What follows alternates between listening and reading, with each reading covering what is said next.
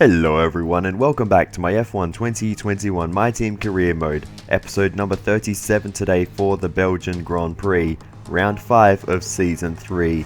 Heading into this round, we have some more upgrades on the car and we should be looking in very good shape.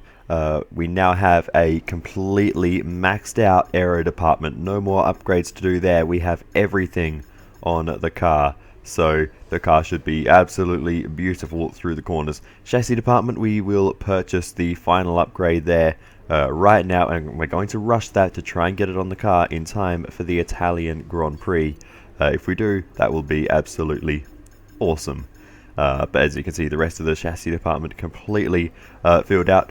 Similar story with the power unit. We've got the last upgrade already on the way there, and we've even got all the department upgrades from Honda on the car there as well. As for durability, just 2 upgrades left there to do, so we are very close to a maxed out car, and we'll probably get one by the end of the season, all bar the final upgrade on the general wear from Honda. That won't be coming in until April next season, which we will probably not get to because I think this will be the last season of my team. But anyway, there you can see the R&D chart, and we are streaking ahead now with all those upgrades, but doesn't play out in Q1. Sergio Perez smashes the field in Q1. That is a statement from the Mexican driver. He's not really right in the title fight with the rest of us, but he's certainly going to be if he can continue that kind of form, because that is a very good lap time around here for Q1, and a long way ahead of myself and Jensen Button, who sit in 3rd and 2nd. So yeah, our pace is looking pretty good, to be honest. But yeah, Sergio Perez dominating Q1, it has to be said, and Max Verstappen 1.4 seconds away from his teammate. That is a big margin. We'll see how that plays out in the later sessions. Maybe Verstappen got held up on his flying lap, I don't know, but whatever the case is, yeah, it's a big statement from Sergio Perez. The 2 Hasses, the 2 Alfa Romeos, Nobuharu Matsushita in the AlphaTauri and Giovinazzi in the Alfa Romeo are knocked out in that session, and we move on to Q2, and it all flips around again, and we lead the way ahead of Max Verstappen. Jensen Button still in 3rd position, with Sergio Perez a little further down in this one, but on the medium compound tyres. So Sergio Perez on the medium still managed to go 4th fastest. So he is looking very, very quick this weekend, Sergio Perez, and we'll need to watch out for him. No surprises in Q2 in terms of who gets knocked out. The usual contenders through into Q3 in the top 5 teams. So yeah, no surprises there. So we'll now move on into Q3, and we'll see what we can do in this session as we come around to complete our first flyer. And it's not bad. There were a couple of little mistakes, especially at the final chicane there, and we are in 2nd position at the moment, with around about half a second to find if we want to get pole position. Around about 2/10 in the middle sector, 3/10 in the final sector. The first sector, we are purple, so we're good through there.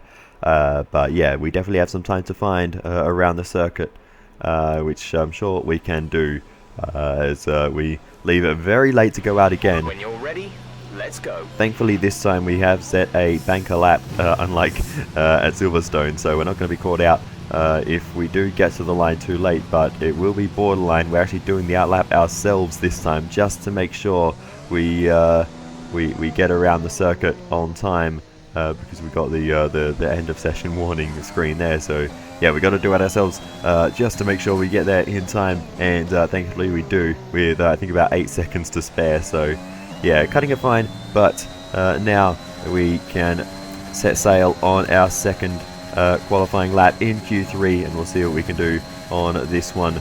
And you can see red through the 1st sector, so it's not great, not a great start to the lap. But remember, we were purple there, so you know we can afford to give up a tenth or two there, because our major time gain will be later in the lap, a little bit deep into Rivage, and we made that same mistake that we did in Q2, sorry, in our first fly lap in Q3 rather, but we can still come back from this. Pouon is one of the corners I've been losing time, just trying to carry the speed through there. You can go so much faster than how it feels.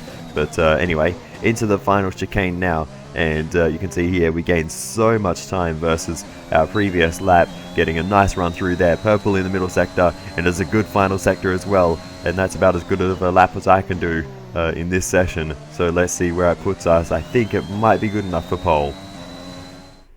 And with qualifying complete, let's review our top three today. Verstappen, the scientist, and Sergio Perez. Goodbye for now then, but we're really just getting started. Make sure to join us again for Lights Out tomorrow. And it's not quite enough for pole position. Max Verstappen takes that one. And I think if we got an absolutely perfect lap, we definitely could have got pole, but yeah, it just wasn't our day today. And that will go to Max Verstappen, a couple of tenths ahead of us, but yeah, P2 is good enough. We are on the front row, which was our target that we set ourselves, so that is good. But Jensen Button down in 8th place, that's not good enough. He needs to improve in the race. Welcome along then to the Belgian Grand Prix, the race that gave us the maiden victory for the Jordan team in 1998. And in the same team, the phenomenal debut of a young Michael Schumacher. There's always something special around one of the many corners of this fan-favourite circuit. Spa-Francorchamps today, a circuit that spans 4.35 miles. There are tons of elevation changes along the way too. 19 corners making up this circuit, with 9 of those to the right and the remaining 10 to the left. This track is a great one for fans of pure speed. The average lap speed comes close to a whopping 145 miles an hour. It's race day yet again, and joining me for a chat, Anthony Davidson. And our racers are certainly in for a rough day today. What will you be watching for as they go down into turn 1? Well, the start of the race is always one of the most nerve-wracking parts. You have to hope that everyone is able to get off to a clean start, and this is possibly the trickiest part of the entire race. So many drivers in such a small space, and finding your braking point into turn 1 as well. It's a testament to the driver's skill that there aren't more incidents.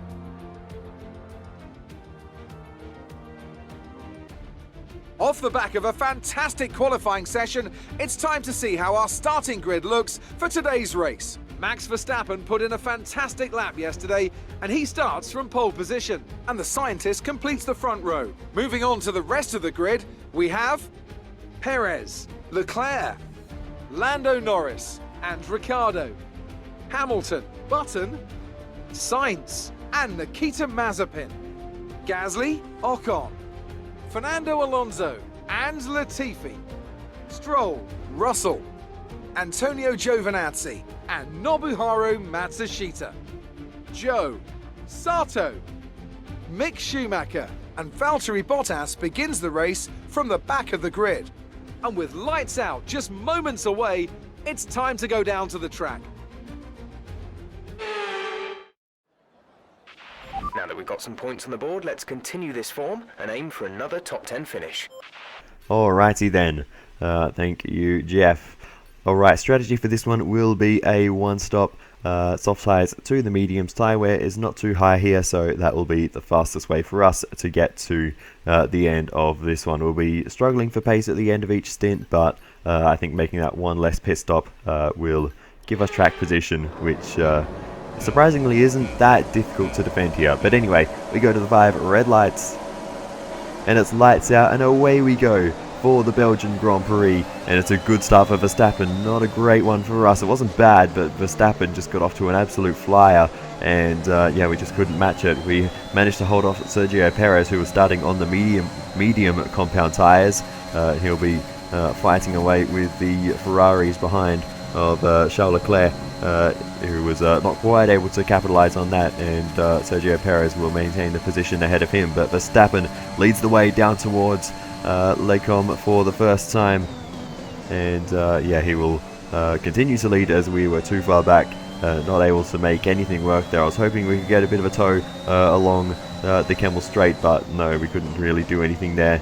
And yeah, we're just in pursuit right now, trying to suss things out, see where we might have an advantage over Max Verstappen. But looking at the early phase of this race, it looks like we're pretty similar on pace, so we could have quite a fight on our hands. Verstappen a bit faster through Podium there. Like I said, I've been struggling through that corner, but as we continue on a few laps later, the DRS are now enabled, and we've managed to haul ourselves back into contention after losing a bit of time towards the end of the first lap. And now we've got the DRS open in the slipstream. We're gaining huge speed, and down the inside we go of Max Verstappen. Up on the inside curve, we slide our way through, wheel to wheel through Lecombe and then Malmedy up the inside. Verstappen still holding his fight around the outside, and he's going to continue to try and hold it. We go very deep. Verstappen switches back, and he's got to get back alongside as we go now side by side into No Name Corner, and we'll just about hold off Verstappen, and we will maintain the position. And that was a great fight with Max. He goes up the inside into Les Sources. We go for a switchback and straighten things up for the exit. Doesn't immediately get us back alongside, but as we head up Eau Rouge and now through Radion, we will now be in the slipstream, very close behind Max Verstappen with the DRS on our side as well. We cut to the right, and Verstappen's got no defense. With the DRS upgrades we have, we blaze past on a straight line. Front wing, but pace is unaffected. The time last lap was a 1:46.7. And now Verstappen has front wing damage. I didn't quite catch where that came from, unfortunately, but Max Verstappen has got to pull in for an early pit stop. This isn't going to ruin his race. It will be a longer stop, and it will put him out of sync in terms of strategy, but he was going to pit probably in a few laps anyway, so yeah, it's not a huge deal for Verstappen. It won't compromise his on strategy too much. Just he'll have slightly longer stints towards the end of the race, but you can see we're starting to struggle now relative to Sergio Perez, whose medium tyres are starting to come on strong, but it's time for us to make our pit stop anyway. So yeah, we had to defend from Perez a little bit as we actually grazed the wall on the way into pit lane there. Very lucky not to do any damage, and we don't need to do a front wing change, but yeah, that was a lucky one there. But yeah, we're on the medium tyres now. These will take us to the end of the race, and we re-emerge on the circuit in 4th position, but everyone else in front of us has another stop to make at least. So yeah, we're not too worried about track position at the moment. We just need to take care of these tyres and make sure we can take them to the end of the race. We continue on then later on, and Perez is ahead of you. They're on fresh softs. We think they've got one more stop. And yeah, Sergio Perez in the pit lane there, making his first stop. Get off the medium tyres, he'll be on to the softs for the rest of the race. Leclerc ahead, gap to car in front is 1.0 seconds. They're on fresh softs. Their tyres are 3 laps old. We think they've got one more stop. The time last lap was a 1:45.7. And confirmation there, Leclerc has one more stop, but so will Sergio Perez, so it'll be very interesting to see if he will catch up. He'll be lightning fast, and any safety car from now on will definitely help him. We haven't had a safety car in this race yet, so we may get one. Nobuhiro Matsushita retired just there, but no safety car for that. And now we are starting to put the pressure on Charles Leclerc, as our tyres are only getting better relative to Leclerc's, and yeah, the crossover point between them is getting nearer. So we'll see what we can do here as we get the DRS open. The Ferrari's not as quick as us in the straight line, evidently there. We blazed it straight past. We wouldn't have even needed DRS. We used it anyway. But yeah, that was a very easy move on Charles Leclerc. And now we can get back into the rhythm once again. You're sat in P2, Verstappen ahead. Okay, gap ahead is 2.9 seconds. They're on old softs. Try and chase down Max Verstappen, but the Dutchman makes his pit stop, and we will eventually find our way up into the lead of this one with the fastest lap of the race. So we have really great pace in this phase, feeling confident in the car. So yeah, really the only problem for us will be the pace of everyone else come the end of the race. So anyway, Verstappen trying to make the move around the outside. We're going to hold him off for the time being, and yeah, we'll manage to keep him at bay, but he's getting racy in the later phases of this one. We've moved on quite a long way in this race, not a lot happening through the middle, so yeah, we're getting towards the end now, and Verstappen gets through around the outside of Fania, so that was a great move by Verstappen, but that means we have the DRS as we head up towards Eau Rouge Radion, and now onto the Kemmel Straight. We will have the DRS advantage, and we will make the move to the inside, and we're going to try and box in Verstappen here behind Lance Stroll, and we'll see if we can hopefully cost Verstappen some time there. We left him a bit of space to work with just in case he wanted to go full send, but it looks like Stroll managed to get out of the way, and we didn't hold up Verstappen too much, so it didn't really work out too well for us. And that's a big slide on the exit of La Source, and that's cost us a lead. Bit of contact with Verstappen as we were coming across to the left to try anything to try and defend the position, but yeah, a bit of contact was made in the end. But we're right tucked up behind the Red Bull now as we head up along to the Kemmel Straight once again, and with the DRS we'll blaze straight on past Verstappen once again. So yeah, with the DRS advantage and our straight line speed naturally in this car being so good, we are we're just able to always come out on top along the Kemmel Straight, even if we are, whether we're in front or behind. Team radio. Verstappen is behind you. The gap behind us is 1.4 seconds. They're on old mediums. Their tyres are 18 laps old. The car behind has minor front wing damage. Front wing damage. The time last lap was a 1 minute 45.7. And Verstappen's got front wing damage again. And again, unfortunately, I don't know exactly when that happened. I looked through all the footage of that time, and I didn't see anywhere we made contact. So yeah, that was a bit of a weird one. But at some point in our battles, we made contact with Verstappen, and ever since then he's dropped off the pace. We managed to break out of DRS, and we've just been cruising home looking after the tyres ever since then. So yeah, it's not been a particularly difficult one in the closing phases as we go on board with Sergio Perez. He's been catching Jenson Button rapidly. This is the battle for third and fourth, but he's just missed out on DRS on this final lap. He was only a few tenths away from breaking within that 1 second barrier to Jenson Button. But yeah, unfortunately for Perez, we're not able to get there. Good for us though, because Button has made a great recovery. He's up to third. We're going to win the Belgian Grand Prix. And that was on fire through the final corner. We drifted our way through there. That's the race win. And that is the race win for the Belgian Grand Prix. Awesome stuff. And Jenson Button, like I said, great recovery up to third. Here we are then, a real team effort to overcome their rivals for a memorable win here today. Talk to me, Ants. What was it that set them apart from the competition today? I feel like consistency was probably the key today. There's being quick, and then there's being quick lap after lap after lap. If you can do that, you can capitalise on other people's errors without making many of your own. And that's an approach that can push you a long way up the field.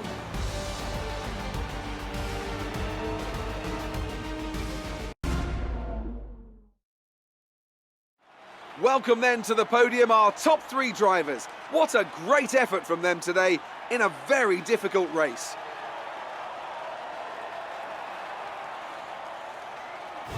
So we win the Belgian Grand Prix. Max Verstappen finishes in second position, with Jenson Button making it a double podium for the Samurai F1 team.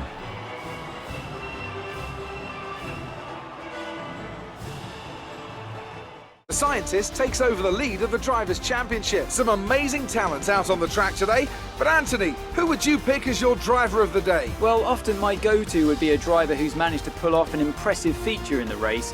However, in this instance, I was more impressed by Jenson Button's clean driving throughout the event. It's time to check out the constructors' standings. The current leaders continue to extend their lead at the top. Well, Ant, an end to another fantastic weekend of racing. Thanks to everyone who joined us, and we'll see you for the next one. So, what effect has that race had? We're going to start with the Constructors' Championship this time, given that we had a double podium, and we lead the way there.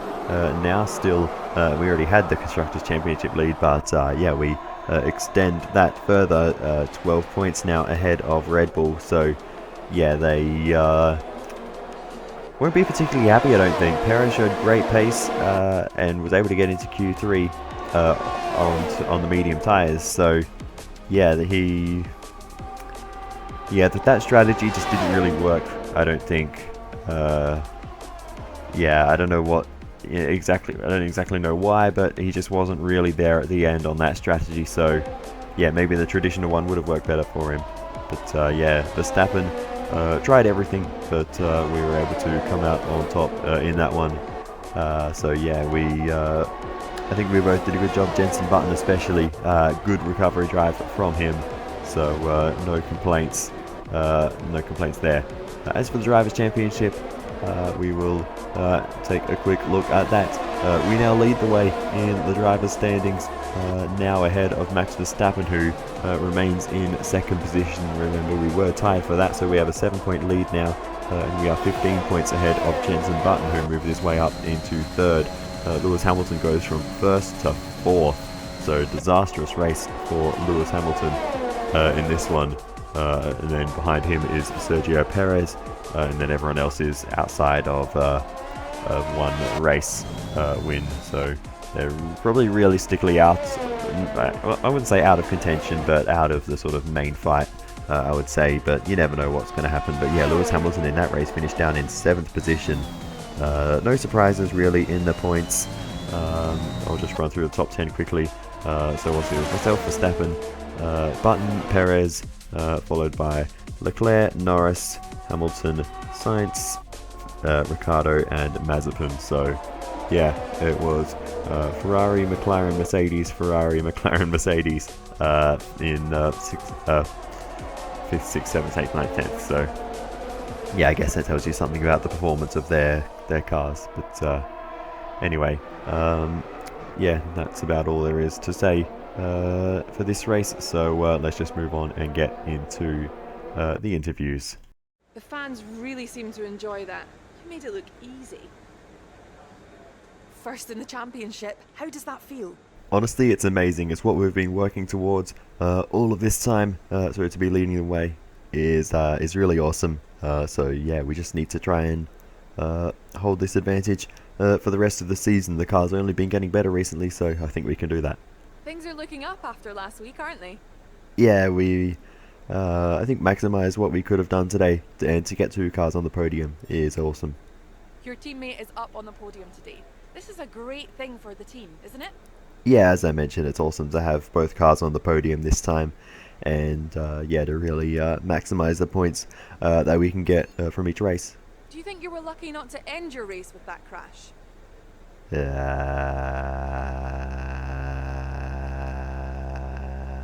No idea what you're talking about. Great. Well, that's everything. Thank you, Claire.